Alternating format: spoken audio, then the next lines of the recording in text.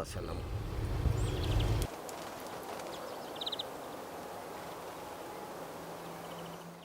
நாம சுவிசேஷ அழைப்பின் சார்பாக இந்த நாட்கள்ல உங்களோட கூட பேசுவது ஒரு மனமகிழ்ச்சியா இருக்கிறது. தேவனுடைய வார்த்தை என்னென்றால் சங்கீதம் 121:7 கர்த்தர் உன்னை எல்லா தீங்குக்கும் விலக்கி காப்பார், அவர் உன் ஆத்துமாவை காப்பார். கர்த்தர் உன்னை எல்லா தீங்குக்கும் விலக்கி காப்பார், எல்லா தீங்குக்கும்.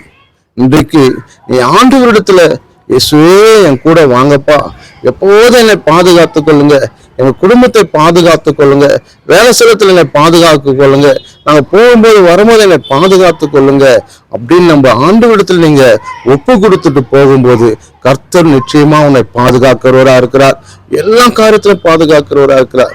ஏனென்றால் அவர் சொன்ன வார்த்தை, கர்த்தர் எல்லா தீங்குக்கும் விலக்கி காப்பார், உன் ஆத்துமாவை காப்பார்.